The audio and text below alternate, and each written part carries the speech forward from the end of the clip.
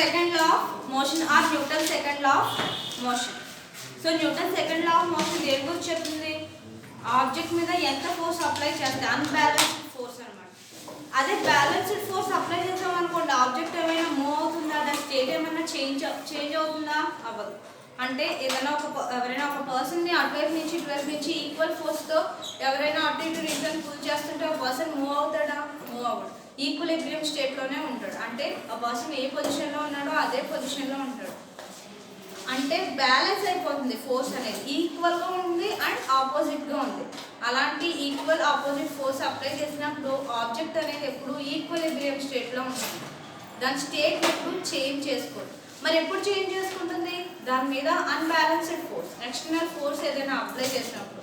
Suppose ఏదైనా ground మీద ఒక బాల్ని మనం కొద్దిగా ఫోర్స్ యూజ్ చేసి దాన్ని మూవ్ చేస్తే ఏమవుతుంది?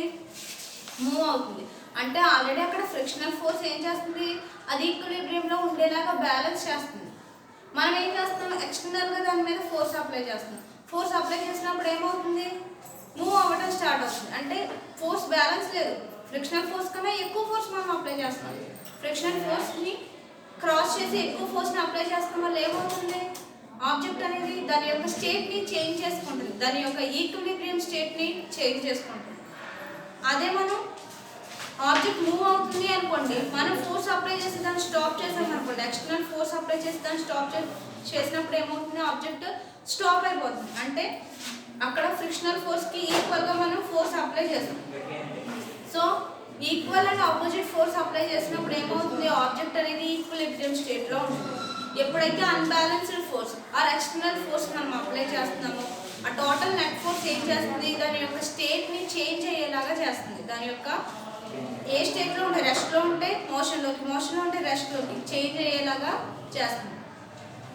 సో మనం ఏం చేస్తామంటే ఒక గ్రౌండ్ మీద ఉన్న బాల్ని ఫోర్స్ యూజ్ చేసి మూవ్ చేసాం అనుకోండి. మూవ్ అవుతుంది అంటే మనం ఏం చెప్పుకున్నాం? ఆబ్జెక్ట్కి మూవ్ అవుతుంది అంటే సెర్టెన్ స్పీడ్ వెలాసిటీ ఉంటుంది అని చెప్పి. వెలాసిటీ ఉంటుంది, మనం ఫోర్స్ అప్లై చేసాము అంటే ఆబ్జెక్ట్ ఏమవుతుంది? యాక్సిలరేట్ అవుతుంది, మూవ్ అవుతుంది. దట్ మీన్స్ యాక్సిలరేట్ అవుతుంది.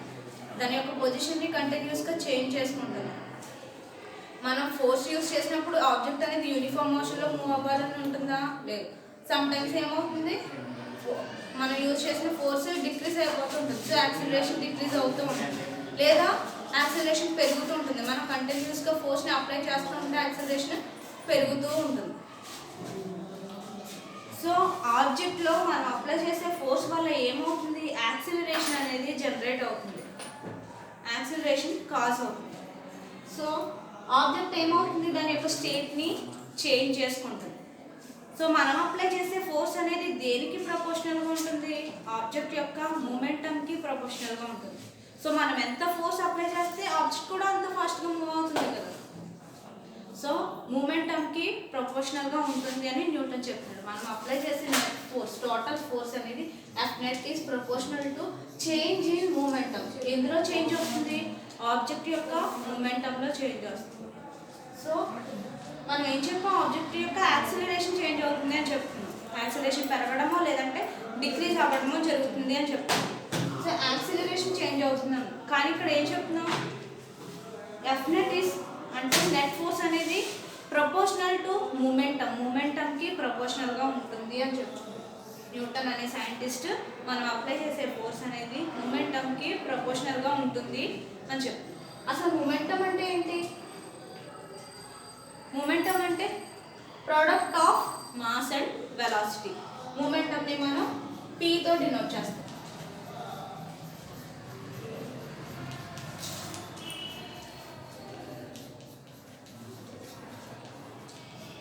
మూమెంటంని మనం పీతో డినోట్ చేస్తాం. Momentum means product of mass and velocity.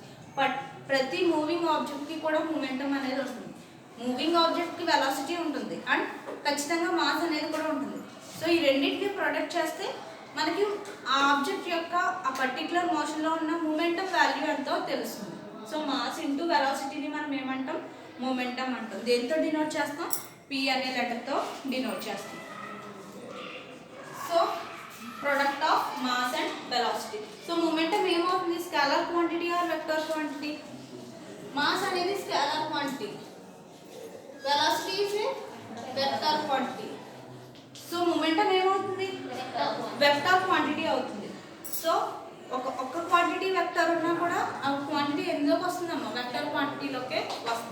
So momentum is a vector quantity and it is denoted by letter P and it is the product of mass and velocity. Units of momentum. Momentum yokka units.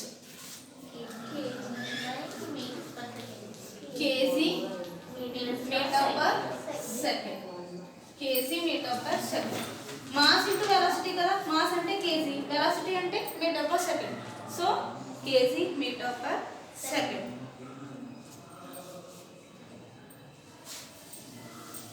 So మనం apply చేసే force ఏం చేస్తుంది, దాని యొక్క మూమెంటంలో చేంజ్ని తీసుకొస్తుంది. So F net is proportional to change in momentum. So F net is proportional to change in momentum. చేంజ్ని దేంతో డినోట్ చేస్తామని చెప్పాం, డెల్టాతో డినోట్ చేస్తామని చెప్పాం. Delta means change. ఏదైనా ఆబ్జెక్ట్లో చేంజ్ వచ్చింది అనుకోండి, దాన్ని చేంజ్ ఇన్ మూమెంటం అని ప్రతిసారి రాయడం కష్టం కదా. మూమెంటంని పీతో డినోట్ చేస్తాం, చేంజ్ని డెల్టాతో డినోట్ చేస్తాం.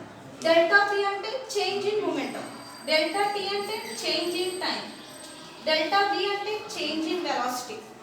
ఏ ప్రోడక్ట్ ముందు ఏ లెటర్ ముందన్నా డెల్టా ఉంది అంటే ఆ లెటర్లో అంటే ఆ పర్టికులర్ క్వాంటిటీలో చేంజ్ వస్తుంది అని అర్థం. దాన్ని మనం డెల్టాతో డినోట్ చేస్తాం. So delta p by delta tea. మనం అప్లై చేసే నెట్ ఫోర్స్ అనేది మూమెంటంలో చేంజ్ని తీసుకొస్తుంది with respect to change in time. మనం టైంని చేంజ్ చేస్తాం, పర్టికులర్ టైం పీరియడ్లో చూస్తున్నాం. కాసేపు ఏమవుతుంది, బాల్ అనేది ఎక్కువ స్పీడ్గా మూవ్ అవుతుంది, మిగతా కాసేపు తక్కువ స్పీడ్తో మూవ్ అవుతుంది. స్టాప్ అయ్యేటప్పుడు ఇంకా తక్కువ స్పీడ్తో మూవ్ అవుతుంది. అంటే ప్రతి చోట మూమెంటం ఒకేలా ఉందా, లేదు. T1 సెకండ్లో ఒకలా ఉంది, T2 సెకండ్లో ఒకలా ఉంది, T3 సెకండ్లో ఒకలా ఉంది. అంటే టైంని బేస్ చేసుకొని మూమెంటం అనేది చేంజ్ అవుతుంది. సో మనం టైంని తీసుకుంటాం, delta p by delta t అని తీసుకుంటాం. సో ఇది Newton second law. So F net proportional to delta p by delta t. So our net force is directly proportional to change in momentum with respect to time, change in time.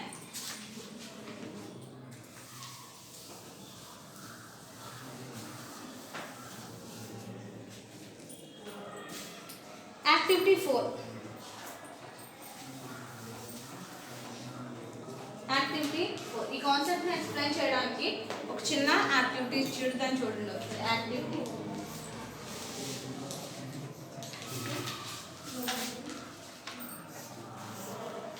Ice blocks ని తీసుకున్నాను. Same mass ఉన్న 2 ice blocks ని తీసుకున్నాను. ఆ రెండింటి మీద force apply చేయాలి. ఆ రెండింటిని ఒక స్మూత్ సర్ఫేస్ మీద తీసుకొని రెండింటి మీద ఫోర్స్ అప్లై చేశాను. ఒక బ్లాక్ మీద కాస్త తక్కువ ఫోర్స్ అప్లై చేశాను, ఇంకో బ్లాక్ మీద కాస్త ఎక్కువ ఫోర్స్ అప్లై చేశాను. ఏ బ్లాక్ మనకి ఫ్రీగా మూవ్ అవుతుంది, ఎక్కువ డిస్టెన్స్ మూవ్ అవుతుంది, లేదా ఎక్కువ స్పీడ్తో మూవ్ అవుతుంది? దేని మీద అయితే ఎక్కువ ఫోర్స్ అప్లై చేసామో ఆ బ్లాక్ అనేది ఏం చేస్తుంది, ఎక్కువ స్పీడ్తో మూవ్ అవుతుంది, అవునా? దేని మీద అయితే మనం తక్కువ ఫోర్స్ అప్లై చేసామో ఆ ఆబ్జెక్ట్ అనేది తక్కువ స్పీడ్తో, తక్కువ వెలాసిటీతో మూవ్ అవుతుంది. అలాగే యాక్టివిటీ 5లో ఏం చెప్పాడు, ఇప్పుడు ఏం చేయమంటాడు, డిఫరెంట్ మాసెస్ ఉన్న ఐస్ బ్లాక్స్ని తీసుకోమన్నాడు. అంటే ఒక చిన్న ఐస్ బ్లాక్ని, ఇంకోటి కాస్త పెద్ద ఐస్ బ్లాక్ని తీసుకోమన్నాడు.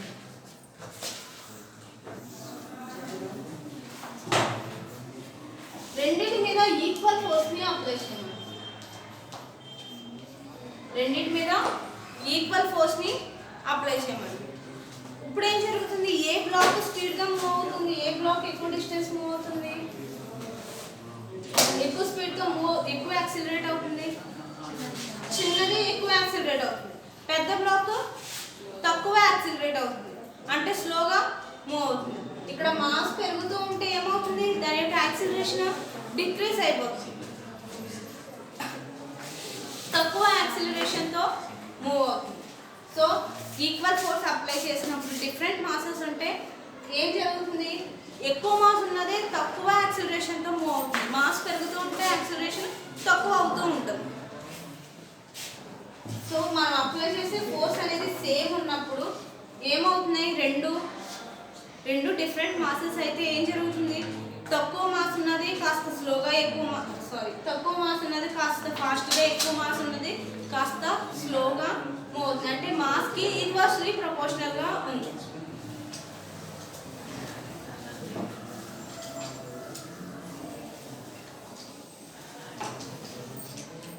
సో టోటల్ ఫోర్స్, ఈ రెండు యాక్టివిటీస్ని బేస్ చేసుకొని మనం ఏం చెప్పొచ్చు, మనం అప్లై చేసే ఫోర్స్ అనేది దేని మీద డిపెండ్ అవుతుంది, ఆ ఆబ్జెక్ట్ యొక్క మాస్ మీద అండ్ ఆబ్జెక్ట్ యొక్క వెలాసిటీ మీద డిపెండ్ అవుతుంది. అంటే ఆబ్జెక్ట్ యొక్క మొమెంటం మీద డిపెండ్ అవుతూ వస్తుంది. So F net is proportional to change in momentum. మొమెంటంలో వచ్చే చేంజ్కి ప్రపోర్షనల్గా ఉంటుంది. సో మనం అప్లై చేసే ఫోర్స్ అనేది పెరుగుతూ ఉంటే ఆ మొమెంటంలో చేంజ్ కూడా పెరుగుతూ ఉంటుంది. మనం అప్లై చేసే ఫోర్స్ తగ్గుతూ ఉంటే మొమెంటం కూడా ఏమవుతుంది, తగ్గుతూ ఉంటుంది. So F net is directly proportional to change in momentum. ఈ ప్రపోర్షనాలిటీని తీసేసి మనం ఒక కాన్స్టెంట్ని ఇంట్రడ్యూస్ చేస్తాం. ప్రపోర్షనాలిటీని రిమూవ్ చేసేసి మనం యొక్క కాన్స్టెంట్ని ఇంట్రడ్యూస్ చేస్తున్నాం. ఆ కాన్స్టెంట్ కూడా ఎలా ఇంట్రడ్యూస్ చేయాలి, దాని యొక్క వాల్యూ మ్యాగ్నిట్యూడ్ వాల్యూ ఎంత ఉండాలి, 1కి ఈక్వల్ అవ్వాలి. మ్యాగ్నిట్యూడ్ వాల్యూ 1కి ఈక్వల్ అయ్యేలాగా మనం ప్రపోర్షనాలిటీని తీసేసి ఒక కాన్స్టెంట్ని ఇంట్రడ్యూస్ చేస్తున్నాం. కే అనే కాన్స్టెంట్ని ఇంట్రడ్యూస్ చేస్తాం. కే వాల్యూ ఎంత ఉండాలని చెప్తున్నాను, 1 ఉండాలని చెప్తున్నాను. So F net equal to proportionality తీస్తాం కాబట్టి ఈక్వల్ టు పెట్టుకున్నాం. F net equal to K into delta T by delta T. F net equal to K into delta P by delta T. K value ఎంత తీసుకోమని చెప్తున్నాడు, 1కి equal అయ్యేలాగా తీసుకోమని. So K ప్లస్లో 1 వేసుకుంటే ఏమవుతుంది, F net equal to delta P by delta T. P అంటే మనకేం తెలుసు, mass into velocity. Mass into velocity కదా, m into v. p equal to ఏమవుతుందమ్మా, m ఇంటూ v. సబ్స్టిట్యూట్ చేయండి v value, delta m mv by delta t. Delta mv by delta t. So net equal to ఏమొచ్చింది మనకి, ఇక్కడ m ఏంటి, constant, mass constant. మనం ఏదైనా విడల్ black తీసుకున్నా ఆర్ఎల్స్ ఏదైనా ఆబ్జెక్ట్ తీసుకున్నా దాని యొక్క మాస్ మారుతుందా, మారదు. మనం అప్లై చేసే ఫోర్స్ బట్టి ఏమవుతుంది, దాని యొక్క వెలాసిటీ మారుతుంది. మనం ఫోర్స్ ఎక్కువ అప్లై చేస్తే ఎక్కువ వెలాసిటీతో మూవ్ అవుతుంది, తక్కువ అప్లై చేస్తే తక్కువ వెలాసిటీతో మూవ్ అవుతుంది. సో ఇందులో ఈ రెండు టర్మ్స్లో ఏది చేంజ్ అవుతుంది, వెలాసిటీ చేంజ్ అవుతుంది. m ఎలా ఉంటుంది, కాన్స్టెంట్గా ఉంటుంది. సో mని బయటకు తీసుకొచ్చి ఈ చేంజ్ దేనికి అప్లై అవుతుంది, వెలాసిటీకి మాత్రమే అప్లై అవుతుంది. సో mని బయటకు తీసుకొచ్చి చేంజ్ దేనికి అప్లై అవుతుందని చెప్పాం, వెలాసిటీకి మాత్రం అప్లై అవుతుంది. So delta v by delta t. Change in velocity with respect to time అంటే ఏం రాసుకోవచ్చు మనం, change in velocity with respect to time. వెలాసిటీలో వచ్చే చేంజ్ని ఏమంటాం మనం, యాక్సిలరేషన్. అంతేనా, డిస్ప్లేస్మెంట్లో వచ్చే చేంజ్ని ఏమంటాం, వెలాసిటీ అంటాం. వెలాసిటీలో వచ్చే చేంజ్ని ఏమంటాం, యాక్సిలరేషన్ అంటాం. So delta v by delta t ప్లేస్లో మనం ఏం రాసుకోవచ్చు, ఏ రాసుకోవచ్చా. So F equal to m. So Newton ఏం చెప్తున్నాడు, మనం అప్లై చేసే ఫోర్స్ అనేది యాక్సిలరేషన్కి ప్రపోర్షనల్గా ఉంటుంది. అంటే ఆబ్జెక్ట్ యొక్క మొమెంటంకి ప్రపోర్షనల్గా ఉంటుంది. దీని నుంచి మనం ఫార్ములాని డెరైవ్ చేస్తాం. న్యూటన్ సెకండ్ లా యొక్క formula, force equal to mass into acceleration. ఇది మనం అన్ని చోట్ల అప్లై చేయలేమమ్మా, అన్ని ఆబ్జెక్ట్స్కి అప్లై చేయలేము. ఎందుకంటే మనం ప్రస్తుతం మాస్ అనేది కాన్స్టెంట్గా తీసుకుంటున్నాం. ఇప్పుడు ఐస్ బ్లాక్ తీసుకున్నాం అనుకోండి, ఐస్ బ్లాక్ కాసేపు మనం మళ్ళీ తర్వాత కాసేపుకి సేమ్ ఎక్స్పెరిమెంట్ చేసాం అనుకోండి, ఐస్ బ్లాక్ యొక్క మాస్ ఏమవుతుంది, చేంజ్ అవుతుంది, డిక్రీజ్ అవుతుంది కదా, మెల్ట్ అయిపోతుంది కదా. ఇది ఎప్పుడు తీసుకుంటామంటే మాస్ అనేది కాన్స్టెంట్గా ఉన్నప్పుడు మాత్రమే తీసుకుంటాం. సో ఇదేంటి, యూనివర్సల్ ఫార్ములా, న్యూటన్ సెకండ్ లాకి universal formula. F net is proportional to change in momentum with respect to time. ఇది మనం ఏ సిచ్యువేషన్లో అన్నా సరే ఈ ఫార్ములాని తీసుకోవచ్చు. సో ఇది మాత్రం m కాన్స్టెంట్గా ఉన్నప్పుడు మాత్రమే తీసుకుంటాం. సో అంటే ఇక్కడ మనం m కాన్స్టెంట్ అనుకునే కదా చేసాం మనం. ఈక్వేషన్ డిరైవ్ చేస్తాం. సో అందుకని ఇది m కాన్స్టెంట్గా ఉన్న కేసెస్లో మాత్రమే యూజ్ చేసుకుంటాం. m చేంజ్ అయితే ఈ ఫార్ములా యూజ్ చేయడానికి పనికిరాదు. సో ఇది మాత్రం మనం ఏ సిచ్యువేషన్లోనైనా యూజ్ చేసుకోవచ్చు. సో యూనివర్సల్ ఫార్ములా అనమాట, న్యూటన్ సెకండ్ లాకి universal formula. So F equal to mass into a అనేది న్యూటన్ సెకండ్ లా యొక్క equation. Units of force, force యొక్క యూనిట్స్ ఏంటి? Newton's.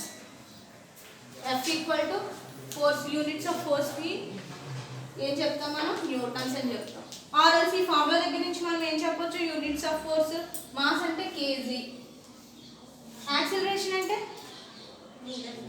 Metre per second square. So metre per second square అనైనా చెప్పచ్చు, లేదంటే Newton అనైనా చెప్పచ్చు. ఫోర్స్కి రెండు ఫార్ములాస్ చెప్పచ్చు, రెండు యూనిట్స్ చెప్పచ్చు. KG into metres per second second square అనైనా చెప్పచ్చు, లేదంటే ఈ KG into metres per second స్క్వేర్నే మనం న్యూటన్స్ అంటాం. సో న్యూటన్ అనైనా చెప్పు. న్యూటన్ అనే సైంటిస్ట్ డిరైవ్ చేశాడు కదా ఈ ఫార్ములా. ఎవరు డిరైవ్ చేశాడు? న్యూటన్ డిరైవ్ చేశాడు కదా, అందుకని అతను నేమ్ పెట్టుకున్నాడు యూనిట్స్కి, న్యూటన్ అని పెట్టుకున్నాడు. సో ఇది Newton's second law of motion. Next క్లాస్లో మనం న్యూటన్స్ థర్డ్ లా గురించి చూద్దాం. దీంతో ప్యారలల్గా చదువుకుంటూ రండి అమ్మ. ఈ కోచింగ్కి నోట్స్ రాసుకుంటూ చదువుకుంటూ రండి. నోట్స్ ప్రొవైడ్ చేస్తాం, ప్రొవైడ్ చేసాక మీరు నోట్స్ రాయడం స్టార్ట్ చేయండి. Thank you.